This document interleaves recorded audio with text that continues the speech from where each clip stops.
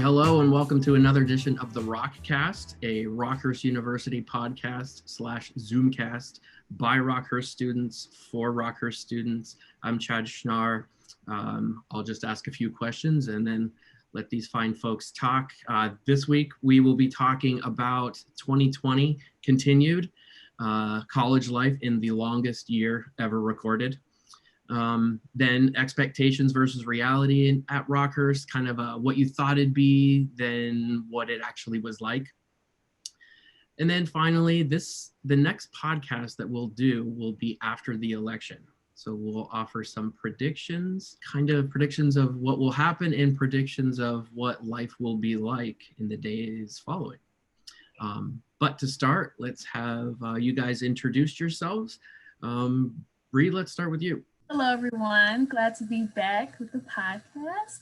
My name is Bri'Yana and America. I am a sophomore here at Rockhurst, majoring in physics of medicine, and I'm from St. Louis, Missouri. America, go ahead. Okay. My name is America Romo. I'm a senior. I'm from Shawnee, Kansas, and I'm studying corporate accounting and finance. Jerrit, you're next as I go through the circle of galleries here. Gotcha. Well, hello, everyone. Great to finally join the podcast. My name is Jerrit Payton II. I am from Chicago, Illinois. I am a sophomore majoring in marketing and I'm minoring in film acting. Excellent. And Vince is back again. Go ahead, Vince. My name is Vince Risqueta. I'm a senior nursing major from Spring Hill, Kansas. Excellent. All right, guys. Last week we talked about college life in the year 2020 with a pandemic, what it's like, how it's different from what it's normally like, how it's different for upperclassmen, and then like the first year students, the freshmen, what they are experiencing, and they think this is normal. But now we talk about what happens now. So you're on campus. Jerrit, I know you're not, but you're going through classes online. What is it like moving forward? Kind of the question is, now what? How do you survive the rest of this? Well, I think in general, and this goes for, because I realized when I came home that there were a lot more people that decided to stay home and do online as well than what I guess I had originally thought. You know, not even just because of COVID or those concerns, but financially, a lot more people felt as if it was just a lot better for them and their families to spend that money for what they would refer to as the general college experience, that COVID and the social distancing style that we have to really, make sure that we abide by at this point to keep others safe. But at the same time, it doesn't permit that level of freedom. But regardless of where you're at, whether you're at home like me, whether you're on campus, the best way as far as moving forward is, I'd say, number one, finding new ways to keep yourself motivated. For me, that's been big. Just for one thing, during the summer and at first when we were first quarantined, it was, going outside. It was making time to do other things socially that obviously couldn't be done with me being around other people physically. So just continuing to come up with different things and then set aside motivation, especially with everything that's been going on, the social climate within this country, just making sure that you are finding new ways to just immerse yourself in different groups, regardless of just friends, regardless of the activities that you may do. It's just really good to always make sure, and maybe every week, maybe once a month, just look at yourself. Am I expanding my horizons in the way that I'd like to? Am I really taking the time to do different things, or am I really investing in the talents that I already have? Just really taking a good deep look at yourself, before the real world ever comes back. Or what if this is the new normal? We often ask ourselves that as well. I really just feel like self-evaluation is the best way for anybody to make it through these times. Kind of going off of what Jerrit was saying with that kind of self-reflection, something that I touched on the first episode was intentionality. Intentionality, now that we can't just casually run into people, as often as we used to be able to, or just casually, be able to do pretty much anything here on campus. I think that intentionality is something that presents itself as an opportunity, not just, be intentional meeting other people like Jerrit was saying, but also kind of self-reflecting. Something that I've heard a lot of my friends and some of the people I'm around, they kind of tell me that they've been able to work more on themselves in a pandemic, I know a lot of the times going through college, we like to keep those little voices in our head quiet by immersing ourselves and keeping ourselves busy in all of these different events and groups and organizations. But, all of this isolation and time spent by ourselves really opens up the door for self-improvement, to be able to, actually listen to those, little voices by your head, reconcile yourself with them and build yourself to be a better person. Me personally, something that I've done, I've been going to work out a lot more just by kind of running around my neighborhood here kind of by myself. Running was something I did a lot in high school that kind of fell off as I made myself busy in college. And my mental health is significantly improved. Other people are trying yoga, some people are doing meditation, stuff like that. Just something to work on your kind of personal side is something that really opens up an opportunity here for the pandemic. Yes, I definitely agree. I know something that I've definitely learned during this time, coming back on campus, because I was back at home during the summer, pretty much virtually doing nothing other than doing like things here or there. I tried to pile on as much as I can. Like, I'm going to make this the best experience I can. But in doing so, it can be so overwhelming. So definitely what I took from this, learning how to say no. I always said yes to this organization, yes to this organization, yes, yes, yes, but not finding time to say no and like take your time to yourself and find new things that you like, that's not so much of a burden on you. So definitely, I know the other day, it was warmer yesterday, but I went on a walk around campus as well as UMKC, and it was just very relaxing. And then also being back here over the weekends, I work on my business and I try my best to do things that's not so school related, because in doing so, it just feels very like drowning, I guess. But yes, that's definitely what I've been doing, during this time. Yes, I definitely agree what Vince touched on about being intentional. I know, I think especially being a senior, it is sometimes easy to not kind of reach out to new students, even those that I've met like through organizations such as Student Senate, because I already have those like formed relationships with not only staff and faculty, but with students. So I think it's easy to just kind of maybe only talk to the people you live with or the people you have classes with. So I think it has, recently I've been trying to challenge myself to be a little bit more intentional with the other, other friends that I have, or such, that are juniors or sophomores, or even if I have met some freshmen, kind of trying to talk to them, because I know they are the ones that are looking for those new relationships. And I know that when I was a freshman and a sophomore, I really enjoyed getting to know those juniors and seniors. And I felt like because they had such a different perspective on what it was like to be a Rockhurst student. They had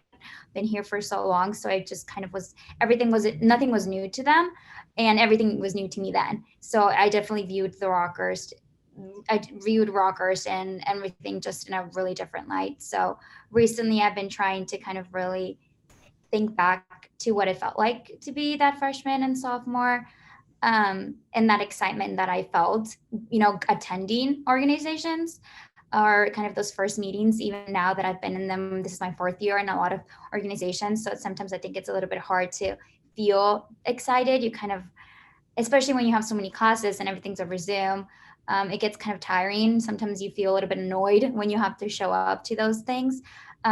So I think it's just kind of nice to like take some time to remember what it felt like, and why I was so excited to join those organizations 3 years ago. What would you say is the hardest thing about being a student in 2020? Is it the Zooms? Is it not having as much social time as you did before? Is it kind of regulations on how many you can have at a party? Or is it just social stuff because of what's going on in the world today? Is that affecting things? Like, what would you say is the most challenging thing about being a student in 2020? This may be a little bit outside the box. It has really nothing to do with like anyone else. But I guess for me personally, it's definitely the uncertainty. And like even before 2020, I'm not vicarious. I don't know what's happening in the future, but it's something about COVID-19 that just has so much uncertainty. So it's like, I don't know what second semester will look like. I don't even know what my summer will look like. Will that have the same opportunities that I had last year? Then will I have this year? And so I guess for me, it's more so of a mental thing, like not knowing what's going to happen. Because for me, I like having control over my life as much as possible. And so during this time, I can't. And so part of that bothers me. But it's kind of just trying to navigate that and just trying to make do with best what I can right now. For me, that's probably the most challenging. But yes.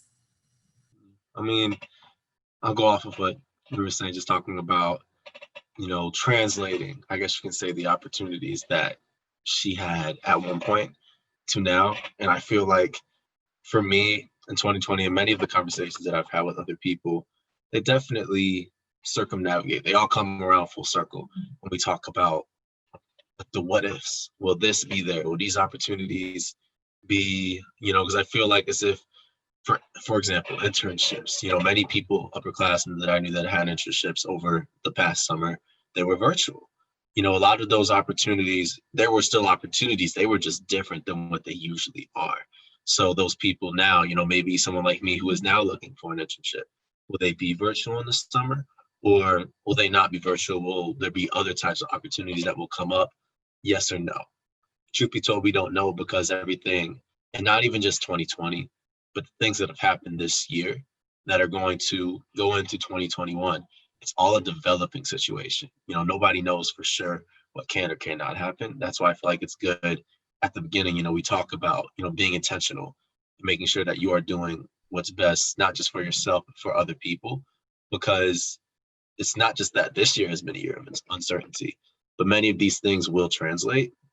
And I feel as if COVID, regardless of what year it happened in, it just amplified the struggles that we all have on a normal basis. This year is only as different as we make it out to be. But if we really apply ourselves, that's the thing.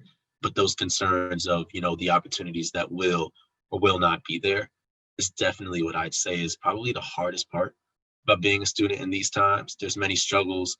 There's many unfortunate scenarios that have developed for everybody that probably actually for sure would not have happened if there was, no COVID, like people like in policies and certain things that are only pertaining to COVID that would not exist during real time. I feel like those are the struggles that many people deal with. We talk about restrictions for not just parties, but even just the amount of friends you can have in your living space or the lack thereof, being able to go off campus and still having to control the amount of people that you're with. That can be very disheartening for people at times, and I feel like going forward, that is what's so hard because that's our reality right now. And a lot of people, of course, are tired of it. But then we have to look into the future and we're like, okay, the decisions that we make right now and how we go about it and this can be either good or bad thing, but they will directly influence the opportunities that we have next year and, so on and so forth. I think for me, it would probably be just a combination of everything. And perhaps if I wasn't a senior, my answer would be a little bit different. But I think at least I can't speak for everyone, but at least the conversations that I've had with some of my friends is that I feel like we've all kind of, we've acknowledged, we kind of are like okay with, not okay with, but we understand that classes are online, that things are limited. But I think graduation is something that I know I think about a lot, which is like, if I have to have online classes, I've done it, I can do it, but a virtual and, graduation it's like I'm working and I don't even have to get that day, that day where you like dream of, and it's like that one where I don't know, it's like everything you worked for one day for them to like hand you a diploma. And it's crazy to think that maybe that's not going to happen. And, when this all started in March, it was like, oh, we didn't even think that for the class of 2020, that it maybe was going to be a possibility, and it happened. And I was like, oh, but definitely not us, that couldn't be us. But now it's like, well, maybe it could be us. So I don't know. I feel like after everything that I've gone through, it's like, I just really want that day. I had like 3 really good, almost 3 really good years. And this year has still, even though it's been different, it still has its good things. And I think Rockhurst has done a good job. but it's just kind of not knowing what's going to happen on May 15, 2021. So at least that's what I think about. I don't know, maybe Vince can talk a little bit more about it, how he feels. So. I am 100% picking up the ball where you just left it right there. I feel the exact same way, and it makes me feel like it's a shame we don't have someone who graduated in 2020 just to speak on behalf of what that was like, not having that, not having that one special day to celebrate your 4 years of hard work, right? And I mean, I kind of feel the same way too, because like when in March, when this was all started, like, okay, cool, 14 days to control the spread, we're going to have a normal fall semester. And then now we're thinking like, oh man, we might even have our own graduation to celebrate that. And kind of going on stuff like that, that's another hard part that's really hard about, the changes brought to the school from COVID this year is all the different Rockhurst traditions like graduation, like for example, like the Hopkins 5K going virtual this year, family weekend, losing that. And it's really hard to change for Rockhurst too, because we're such a tight-knit, small community, and we really cash in on those traditions where people who've gone through the school and people who are at the school now really get to relish in. And it really helps with that school life balance. I feel like that's something that we do really well here on a quote unquote normal year. And so for me, I'm gonna have to go with that being kind of the most difficult thing here. I'm just kind of, I sit here at this desk pretty much like 8 hours a day doing schoolwork and whatnot. And it's just not the same as actually going to class, seeing people, or being excited for the next, weekend thing coming up, because there is no weekend thing coming up. I get to go do more homework on Saturday. That's what my Saturday gets to look like. And so that really does kind of take a toll on kind of the mental health aspect too, just not having that good balance. And so for me, yeah, I'm going to go with that being kind of what I'm struggling with. Oops.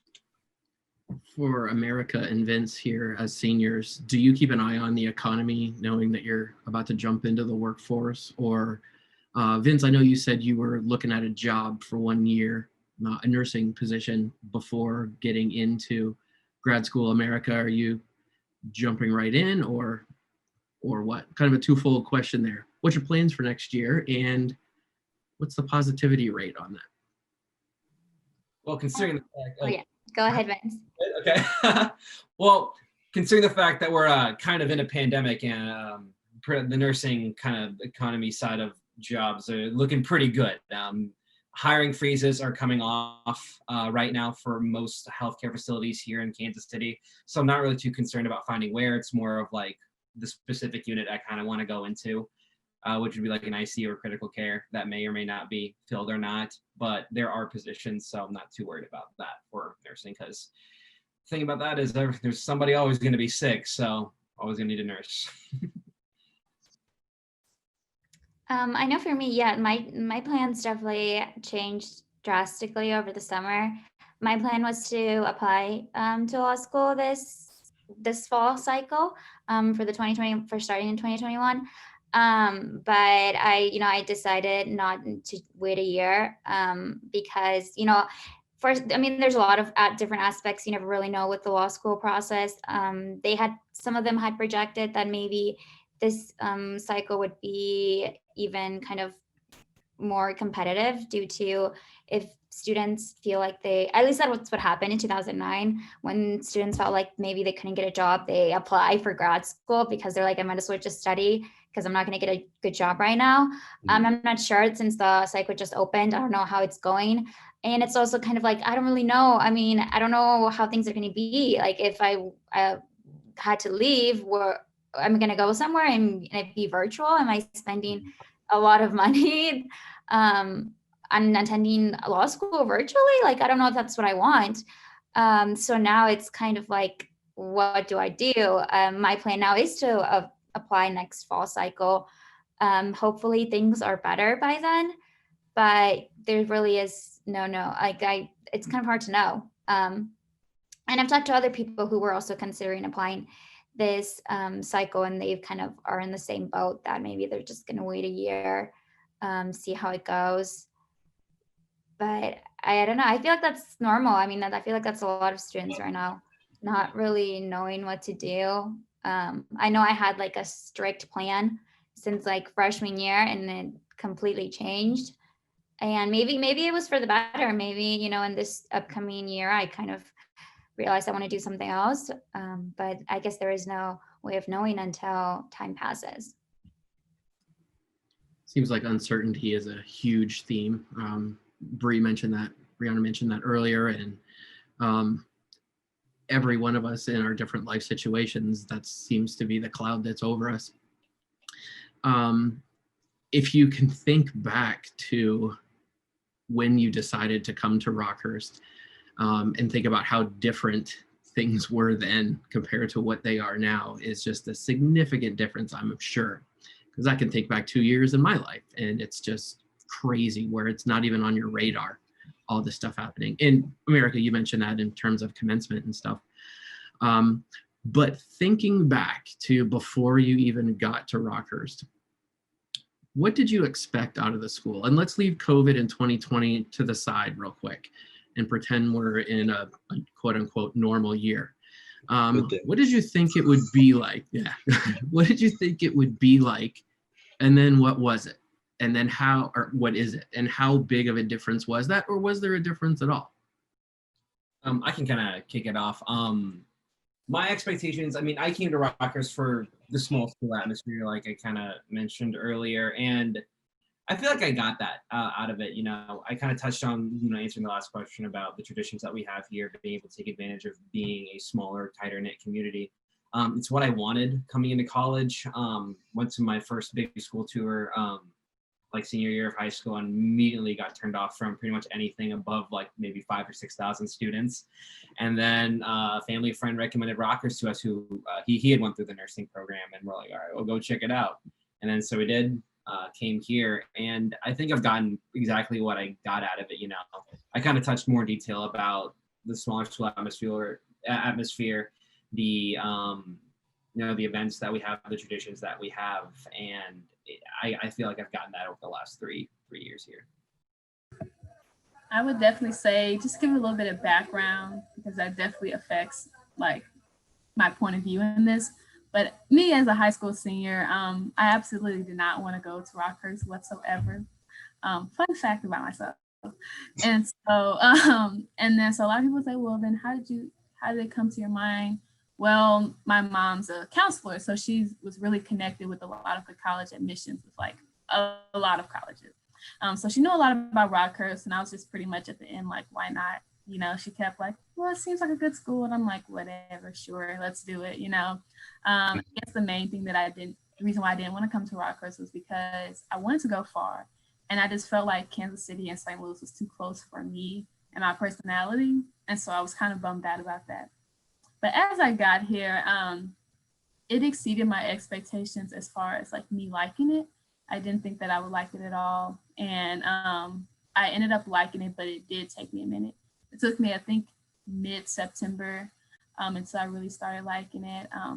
Because back in August of my freshman year, I was sitting in my room looking up schools to transfer to, because that's how much I just didn't feel like a part of the Rockhurst community.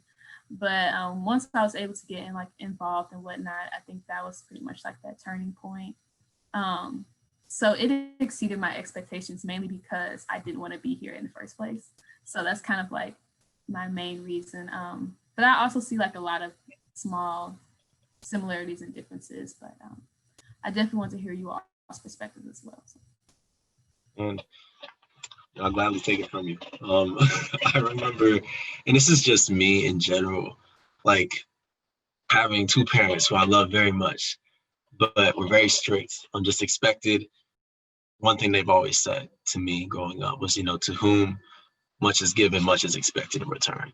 And I always felt like, even though like I had a lot of opportunities, my parents gave me a lot in order to make sure that I was as well prepared to succeed in life, that at the end of the day, my idea was I just wanted to be free. And I mean, since I was the age of probably 4, I was dreaming of college. And I'm going to go to college. I'm going to be free, right? So I guess you could say that's my idea of not just but freedom, but more so just happiness, and regardless of what happens with the decisions that I make, knowing that good, the bad, and everything included in that is all a result of what I choose or choose not to do. You know, And that's what I decided was the idea of college. So I grew older, and as I got through high school, I started to realize that, my intention style was very much visual and just hands-on learner. That's just who I am. And that's just how I can apply myself better. And I know, kind of like how Vince said, right? Like, if I went to a big school, I went to those, I'm from Chicago and I lived in Indiana at the time. So like, Indiana University, Purdue University. I'm a big time college football fan. So whenever we go to games, we'd actually take tours of the campus and get to like see people. And I just was like, you know what? Like socially, I get along well with many people, but academically, I just didn't feel like I would be able to focus. And I knew one thing about smaller schools is, your professors, and like this is a common mistake I would always make, professor this, doctor that. And I would always refer to them as like Mr. and Mrs. because it felt like a high school classroom. You got to sit down with these people. Like I could raise my hand. I can't even count on, I think in any way, how many times I or anybody else in a classroom at Rockhurst has been able to raise their hand and not feel intimidated by it, because anywhere else, I mean, you're in a class of minimum 200 people. Who wants to raise your hand then? Who at that point is even really motivated to go to class when you see people just do it because it's nonpartisan, and those are my ideas before I got to Rockhurst. And even though I had other options, all of the things ended up pointing to Rockhurst. And I had very high expectations, but even with me having those high expectations, I feel like I got to Rockhurst. And when I say they were shattered to the point where it was even just better than what I already thought it was going to be, just not the community itself, not just with it being so small and so inclusive and getting the opportunity to do a lot of great things with a lot of great people, this included, but it was just almost like a dream come true. It was not just the idea of freedom that I dreamed about since I was younger, but the idea to like actually create change with people who not just were as passionate as me, but people who were more passionate, and I feel like if I went to a bigger school or even anywhere else for that matter, we'll take away the big school aspect, just anywhere that isn't Rockhurst, I would not have had those types of people that were willing to tend to my needs, willing to, I guess, understand and get to meet and learn from other people at the rate that I have at Rockhurst. Like Vince talked about, the events that we have, like family weekend, a lot of those things that happened during that first month and throughout the year while I was a freshman. And it just made everything, honestly, the best decision of my life was to come to Rockhurst. So even though obviously it can be a little disheartening during these times, especially I feel like for the freshmen, because they haven't seen Rockhurst at its full capacity by any means, but just the hope and knowing what it is personally what I feel keeps me here. I feel like it's what keeps all of us here to a certain extent because we've seen the best parts of this experience for us. I don't think I had, many expectations. I'm a first generation college student, so I didn't really know what to expect. I never really looked into college. Like I never even knew or had any idea of what the college life could be like until I started looking into it my junior, mainly my senior year. But I guess like one thing that I guess that was different that I really didn't expect. I thought I went to a Catholic high school, and when I chose to come to Rockhurst, knowing that I was Jesuit, I thought that it was maybe going to be very similar or kind of just like a bigger version, even though very small, but a bigger version of what my high school was like. And I was surprised that it wasn't. And I was actually kind of pleasantly surprised to see that there was a lot of different people, which I think is kind of interesting because, I've given tours and people say that like Rockhurst is not diverse at all. But for me, coming from the school that I went to where everyone was white, really, I mean, I don't even know what the percentage was, but extremely high. For me, Rockhurst was diverse. I had literally never met like any other Hispanics, like barely. Even when I went to grade school, I was like the only Hispanic in like me and my brother and like the entire school for like many, many years. And I have younger siblings now, and now that's different. And I don't know in my high school if it has changed, but the time I was there, literally there was no one, everyone was white. So for me coming here, it was really cool that not only were there a lot of Hispanics, but just other, different types of people in general and other religions as well. I was surprised, for some reason thought that maybe everyone was going to be Catholic. And that wasn't the case. I have gotten to meet people that are different religions, and I think it's been super cool because I've gotten to learn about them. And I think that's what I've liked. And that's something that was different that I didn't expect from Rockhurst. And like I said, for other people, and especially when I have given tours to students that are coming from public Kansas City high schools, where their schools are extremely diverse. They come to Rockhurst and they're like, whoa, there is no diversity here. But for me, that wasn't the case. So I that's something that I really liked, just getting to know different types of people. And then Vince and I went to the same high school, so I'm sure he has something to say. On the statistic, I think by the time we graduated in 2017, I think it was like 97% white and then like 3% other. Like there wasn't even enough people of color who could make up an actual other percentage. It was just other. That's very interesting. I would say my high school is complete opposite, and that's why it's kind of hard adjusting, because I went to a school where it was predominantly Black, and then it's like, as far as like the people who were like white in my class, I could probably like count them off. And so coming here, like I knew it was a PWI, which stands for predominantly white institution, but I knew it was a PWI, but then at the same time, it was like, ooh, like this is way more of a culture shock than I thought it would be. And so it's just funny because that's something that I also had taken into account, because someone who comes from a predominantly, whether it's a Black or a white school, and you're coming here, you can have a completely different perspective of what you believe that like diversity is, or what diverse looks like. And so that's definitely something that I had to understand. And then, other than like race, you have religion, perspectives, sexual orientation, like all these different things that includes, in like that diversity spectrum, I guess you could say. So definitely in America, like you said, I love hearing people's perspectives and learning like what makes them different, what values they hold to themselves. I think that's probably my most favorite part about Rockhurst thus far. Great. And for those listening who may not know much about Rockhurst at all, Rockhurst is the quote unquote non-white population is about 40%, just under 40%, which is the highest it's ever been.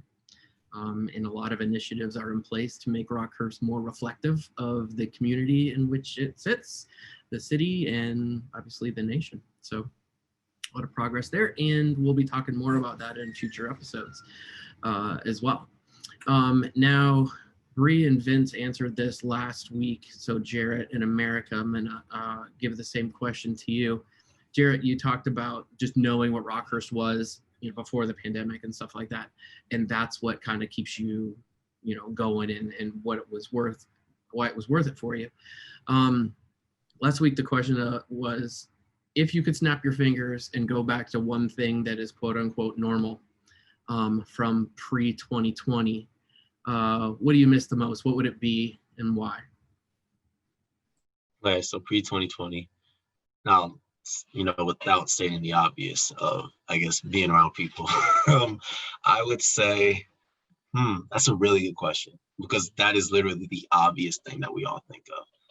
But I'd say if we're just talking about Rockhurst, I feel the idea of just, especially when I got there and I was able to put a lot of names to faces. And as a freshman coming from, a lot of people thought I was from St. Louis because I was just able to befriend a lot of people very quickly and just foster relationships right off the bat.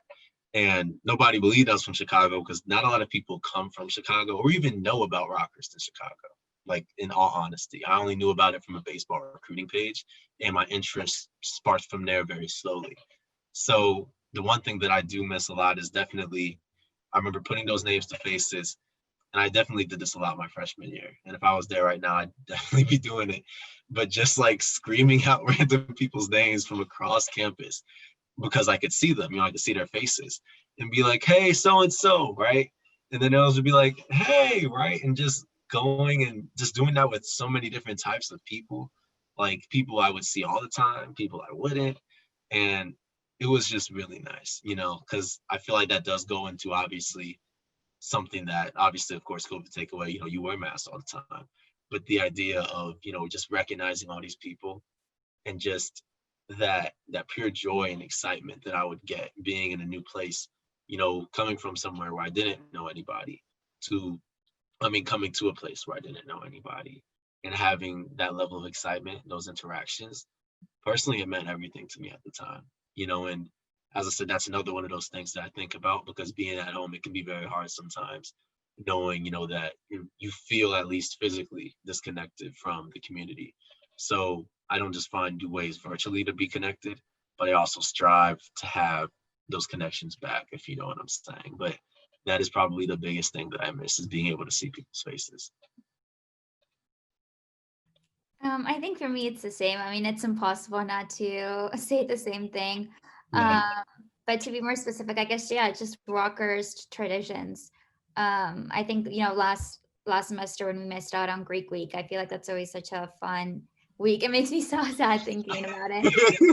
Um, and then, or like Rockstock. I mean, I was so excited for that concert. Like, where I know, and those are those types of events where, I look at my phone and then I had those like memories pop up from years ago. So it just makes me really sad. And then, the same for this semester, having, philanthropy weeks or just any type of event that Rockhurst has, just really those Rockhurst traditions. And especially knowing that this was going to be our last year. I mean, it just makes it worse when, this is your last year and you never really got to, do it.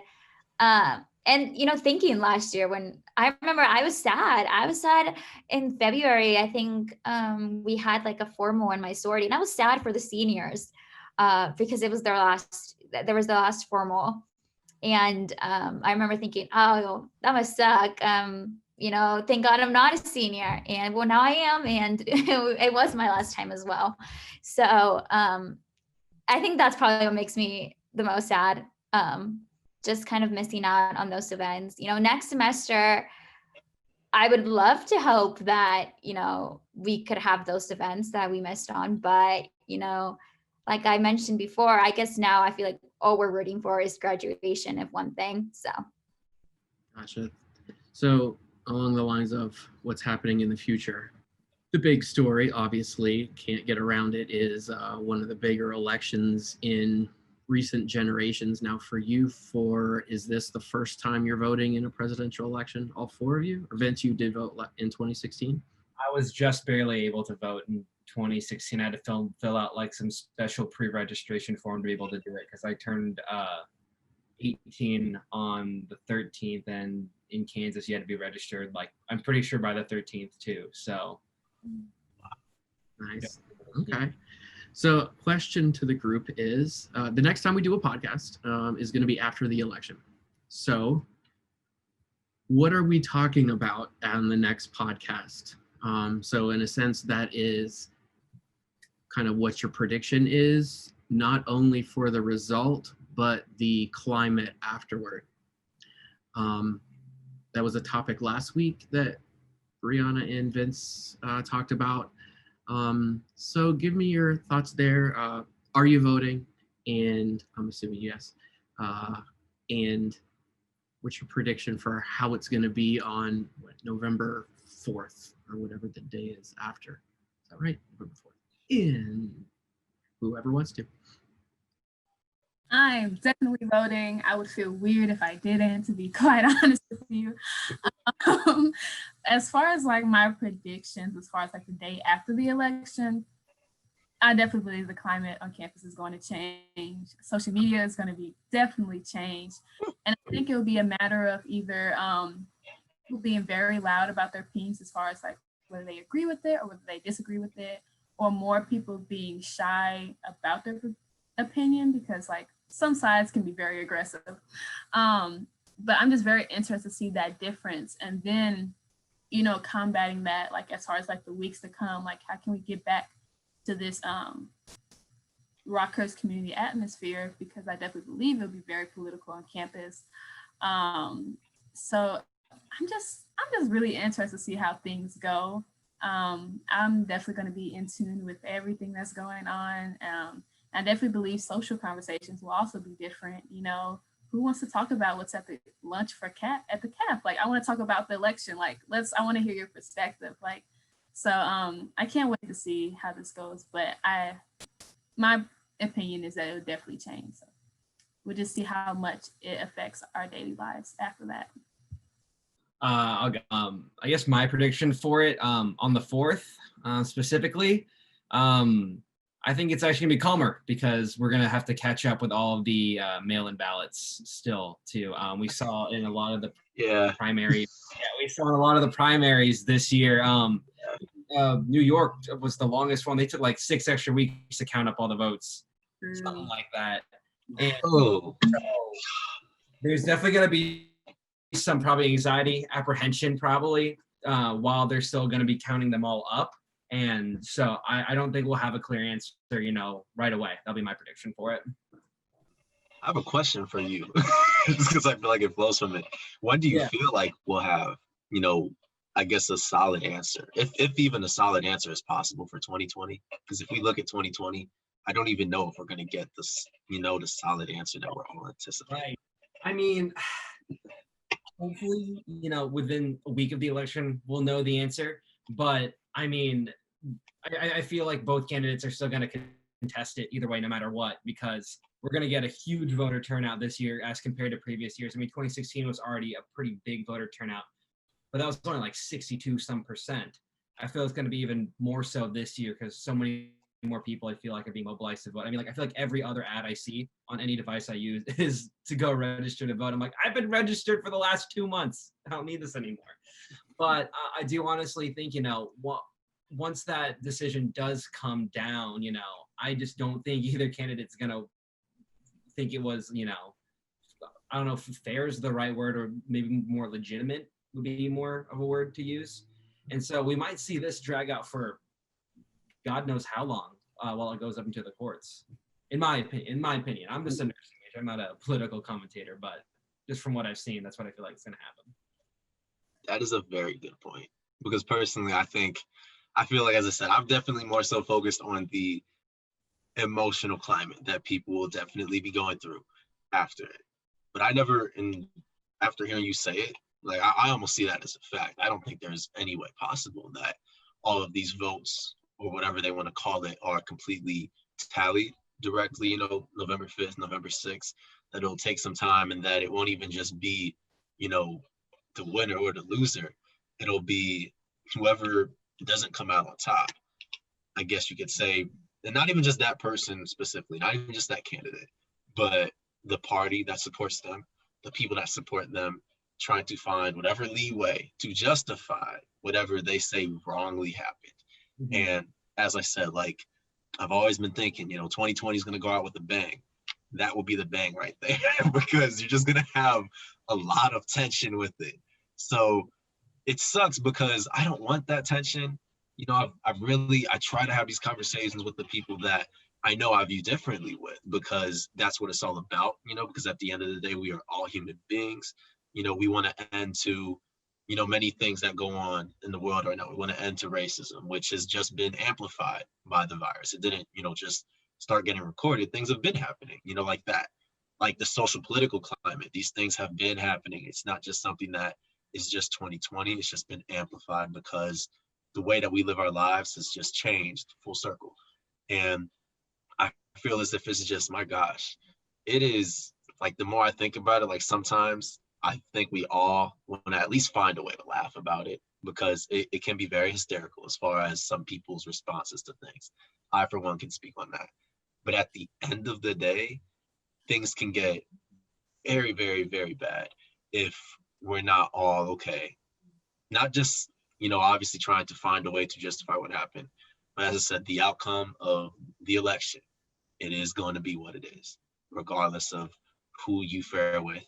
And I feel like there will be some of us that will be able to, at least not immediately, because you were right about how long it will be dragged out. I think that's definitely going to happen as well.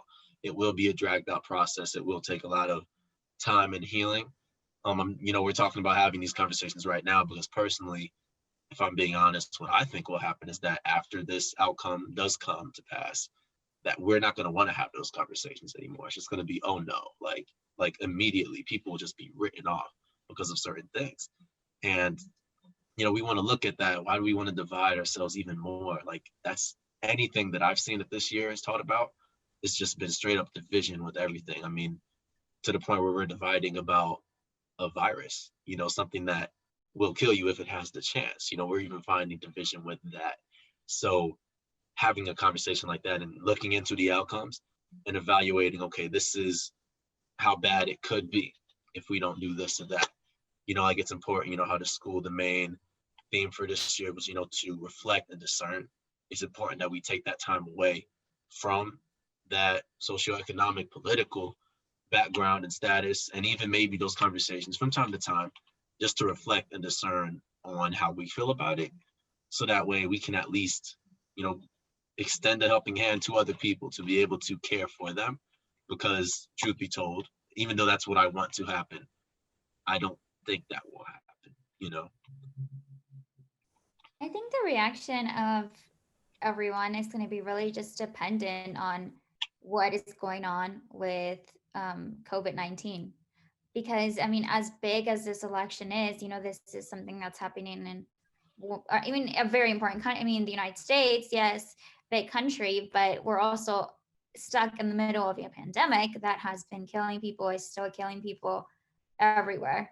So I think that it's just going to be like, you know, if maybe like a vaccine comes out, I feel that's definitely going to affect what people think about, you know, who wins. Maybe if you know, if a vaccine were to come out like right afterwards, I'm not sure. Like maybe I guess like where is the attention going to go?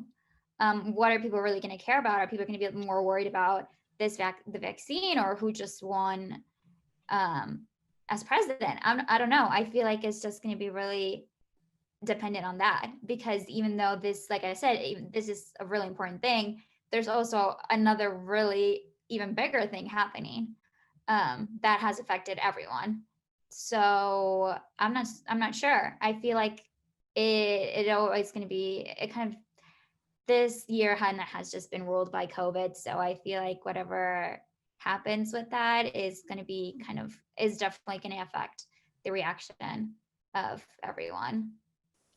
All right. So I don't know if you've noticed, but the university has, I think, started last week. The president, Father Curran, has sent out a video under the initiative called Rockhurst Together. And what that is basically doing is trying to emphasize the community as being unified and remembering respect for each other and whatnot before all of this happens. So next question, and probably the final question for the podcast for you guys, is what advice would you have to someone who says, I don't know what I'm going to do on November 4th if opposite candidate to what they want wins? What advice would you give them, or what advice would you give yourself about that? I'd tell them that, you know, even though if maybe the person you didn't want to win won, there's 3 branches of government for a reason. I feel like, especially with everybody really likes to idealize the presidency, but we're not we don't have a king or a queen. We're not a monarchy. So the president doesn't have all power in the United States. That's why you have all your local leaders. That's why you have your senators, your congressmen and women. So policies that do come forth, new laws, they all go through, you know, the process of becoming a bill. Everyone remembers the Schoolhouse Rock little thing, or maybe that's just me. I don't know if students still remember that. But yeah, that's from my time. I remember those Saturday morning cartoons, but that's another story. Go ahead, Vince. Sorry. Yeah, we had ours when the teacher our history teacher bring in the VCR and the TV in school. But yeah, we have a process. So, you know, even if it's someone who you don't want to win, it really doesn't matter that much, because they have checks and balances and to balance it all out. And, you know, and at the very least, it serves as, you know, a position where you can find compromise within the government. I personally wouldn't want us being ruled by a one-party system. That's a big no-no. So yeah, this is seeing it as an opportunity for compromise to bring out the best for the American people. I think that's kind of a good way to look at it if the person you don't want to win the election wins the election. Yeah, I'll try to take it from like a different angle. I would just say like as far as like mentally and emotionally, the person who got elected wasn't the one you wanted to get elected. I would definitely say don't stop fighting as far as like if you during quarantine, if you were fighting for women's rights or if you were fighting for Black Lives Matter or whatever the case may be, like don't feel discouraged about, who gets voted into office. Like don't let it stop. Like the what you really need to do is just keep the momentum. And I think that's something that people have been doing pretty good about. But I've noticed that it's so easy to get people distracted in doing so. And so, like, that's kind of something that you kind of have to jump over that hurdle yourself. But yeah, it's definitely just keep that momentum going and find new innovative ways to make and create that change. I definitely think with COVID-19, we've seen a lot of innovators, people making new things, people coming up with creative ideas. Even on campus, we have a QR code scavenger hunt where you can be safe, socially distanced. So like things like that, like definitely don't be closed-minded about it. Try your best to find those different ways to kind of combat that. And then also, like kind of Vince talked about, but then also be sure to vote in any other runnings as well. Like the presidential one is not the only one you should be voting for. Like I would kind of be a little disappointed if you only voted during presidential elections and that's it. I would be very disappointed. No judgment, but very disappointed. So definitely make sure you take heed to that and see what they're doing in your communities, what they're doing in your state, because that's just as important. So yeah, this is just a few things that I would say to them. I feel as if, because you said something at the very beginning of what you're saying, Bree, just about, I guess, emotionally, and who you vote for, who you don't vote for. Because this is how I've been taking it, because ever since I was little, even, being very heavily inspired myself with having, a Black president, somebody who I could, go to where I was growing up in a community that was predominantly white. So I didn't have any type of Black leadership besides my parents. And then seeing that, it was powerful, but at the same time, what it showed for me once that was no longer there was that I have to ultimately take who I am and, decide not just to be happy, not just to immerse myself regardless of who the president is, but to just feel confident in what it is that I do and know that whoever is in power or is not in power, they don't control me, they don't control what I do. And it can only control emotionally as much as I am willing to allow it to. And I feel like some people, we're on this thing, like as Vince said earlier, people are like, vote this. You can't go, my gosh, 15 minutes on Spotify without hearing 3 direct ads in a row talking about vote anyways, vote this, vote that. Okay, well, you vote, then what, right? This person that gets into office, you want them to, then what? We have to stop and ask ourselves that question because it's not just about voting, it's about progression. You vote, and after that, the change does not just come every 4 years, because if that was the case, 100% of people would vote every 4 years, and then we'd hear a dead period for 3 years. But that's just not the way that our country works. The ones that are actually pushing for change, regardless of what the issue is or is not, they always have that desire, regardless of who is there and who isn't there. So the question that I'd like to ask everybody internally is to realize how bad do you really want change?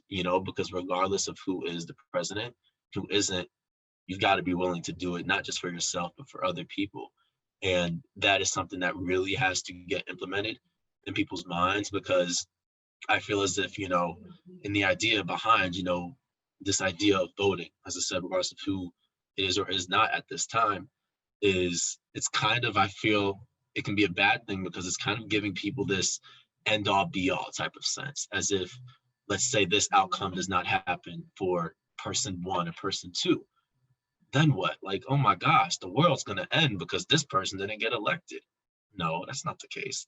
It's called, you really have to be able to just understand who you are, surround yourself with the people that are not going to, I guess, limit you or cause you to go away from your purpose, regardless of who you vote for and who it is that you don't vote for. Still be able to have conversations about anything in general. I feel like that is the most important thing with this election and the outcome, is just we have to be willing, as Bree said earlier, to just know that regardless of what goes on, regardless of who wins, that we got it. I think everyone kind of covered everything, but kind of just going back to what Bree was saying, I think it's just really important that we not only vote for this, but for other elections. I think it's very important that we get to know who our senators are, who our representatives are, because those are the people that are representing, our state. So yeah, just kind of really getting to know who they are. And I feel like, and I've done it. I voted once already 2 years ago. That was my first time voting, but I didn't really know much. So I kind of just went in there and I was just like, I don't know who to vote for. So, recently I've been trying to kind of do more research on it, because those are very important, elections. Those are a lot of like the people that are really representing you. The president, even though an important person, obviously, is just one person. And like what Vince said, he doesn't have all the power. And, politicians say many things, especially during presidential debates. They don't always do everything they say. I mean, I would say most of the time they don't. They don't have all the power, and they don't have all the time. Really, in 4 years, they don't have as much time to do everything they promise that they're going to do. And so, yeah, just kind of to finish it off, what Jerrit just said, keep fighting for whatever you're fighting for. If it's really important, then this shouldn't stop you. You can, in 4 years, you're going to have the opportunity to vote again. So, I mean, it's not the end of the world at all. I know after we all kind of gave our input on that, I think the first word that came to mind was accountability. And I think that's something that a lot of people are scared of, because, okay, if it doesn't go your way, then what are you going to do now? So I think accountability is like one of the main things people should focus on. I don't know, this is kind of like a main theme that I kind of got from all of our responses. Like, yeah. Great, really good stuff, guys. I appreciate your time and thoughtful answers. So this is the end of episode 2 of the RockCast. We are going to put a poll up on Rockhurst Instagram before the next one goes, so we can get some topic ideas from everyone out there.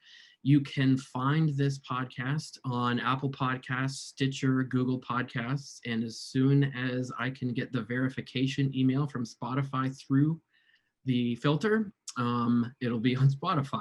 That's the holdup there. You can watch this discussion on YouTube on our channel, which is youtube.com/RockHurstHawk. So for Bree and America and Jerrit and Vince, I'm Chad Schnarr. Be well, be safe, everyone. Thanks for listening.